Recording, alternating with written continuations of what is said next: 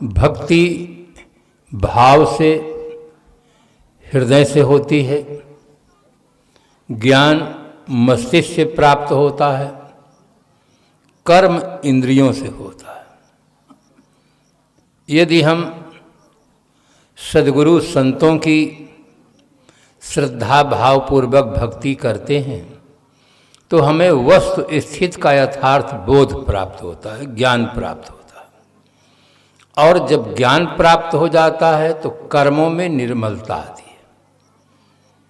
यदि जीवन में तीनों आ जाएं, भक्ति, ज्ञान और कर्म, तो सचमुच हमारा जीवन सत्यम शिवम सुंदरम हो सकता है। तीनों की महती आवश्यकता है। हम भक्ति करते हैं, श्रद्धा है, भाव है, किंतु श्रद्धा के साथ साथ बुद्धि का होना भी बहुत जरूरी है।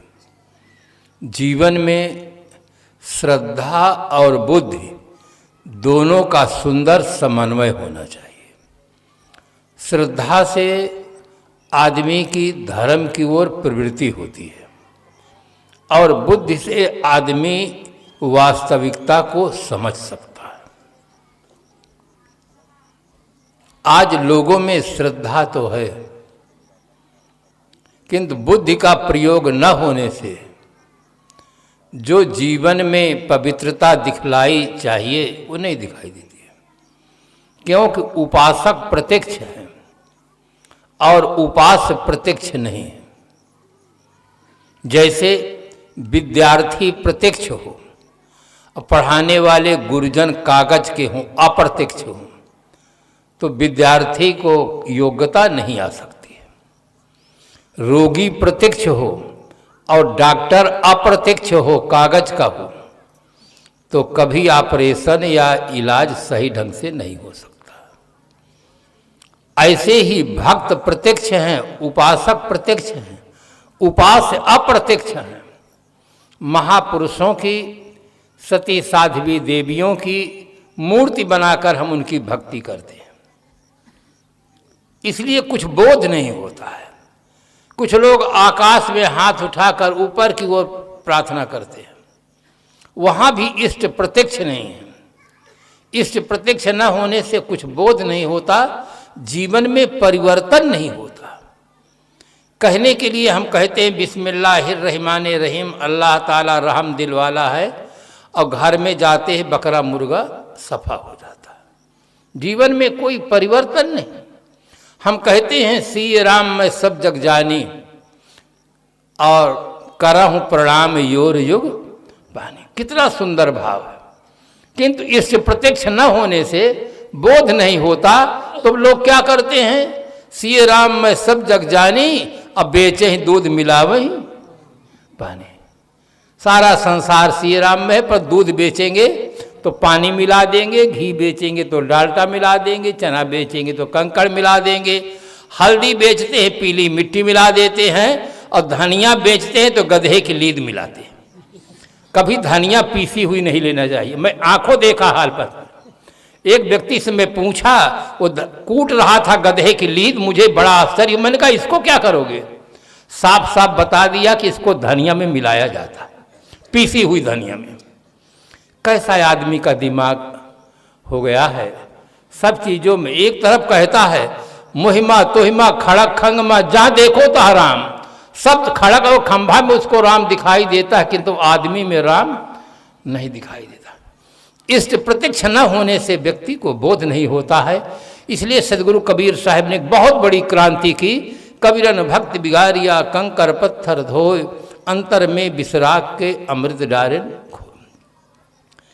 एक व्यवहारिक जगत में आप बिल्ली को देखते हैं, अगर कागज का चूहा वहां रख दो और बिल्ली म्याऊं बोल दे और वो चूहा टस मस न हो, तो बिल्ली जान जाती है कि असली नहीं है। असली चूहा में क्या दम है कि अगर मैं म्याऊं बोल दूं तो ये बैठा रहे, हिले डुले नहीं। बिल्ली जान जाती कि असली नहीं, ये नकली है, तो बिल्ली उस पर कभी झपट्टा नहीं मारती है। और ये बुद्धिजीवी कहलाने वाला आदमी ये असली और नकली नहीं जान पाता कि असलिया कि नकलिया। सच्ची घटना गुजरात की है। एक व्यक्ति कबीर पंथ का घोर विरोधी था। मेरा कार्यक्रम हुआ, उसमें खंडनात्मक कोई चर्चा नहीं हुई। मैंने कहा जिनको प्रश्न करना हो आश्रम में आकर पूछे। आश्रम में वो व्यक्ति आया और पूछा कि कबीर पंथ में मूर्ति पूजा मान्य है या नहीं। मैंने कहा कुछ लोग मानते हैं, कबीर साहब की मूर्ति बनाकर पूजा करते हैं। कबीर साहब के साथ साथ मंदिर में हनुमान जी की भी मूर्ति रखते हैं, राम जी की भी मूर्ति रखते हैं, भगवान विष्णु की भी मूर्ति रखते हैं। तो आधा दर्द तो उसका वैसे समाप्त हो गया कि इसमें भी मूर्ति पूजा मानते हैं। वो कट्टर मूर्ति पूजक था और इतनी मूर्ति बना रखा था कि एक तीर्थ स्थान जैसे खड़ा किया। पैसा बहुत था, श्रद्धा भी बहुत थी, किंतु समझ ठीक नहीं थी।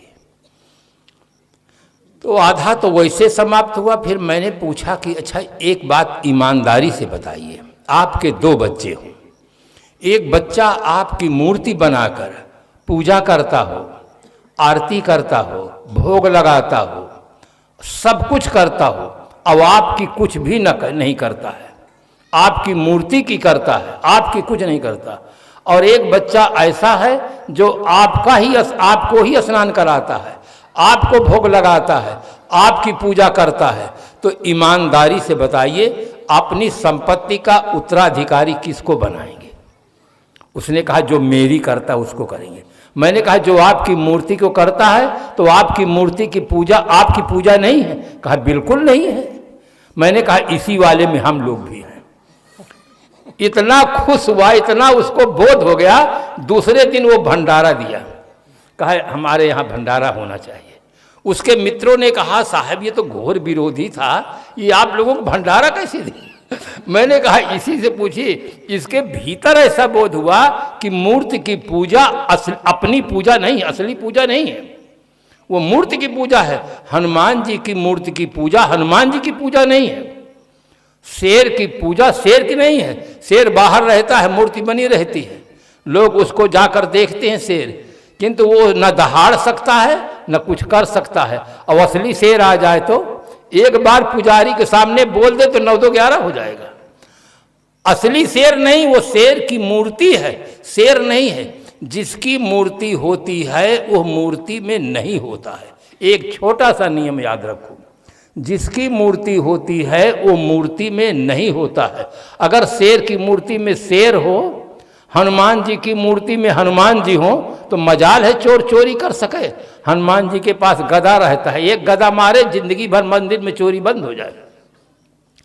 किंतु चोर तो इतना चतुर होता है कि हनुमान जी को भी लेकर अमेरिका भेज देता है कि तुम बहुत दिन भारत में रहो, चलो अमेरिका चलो।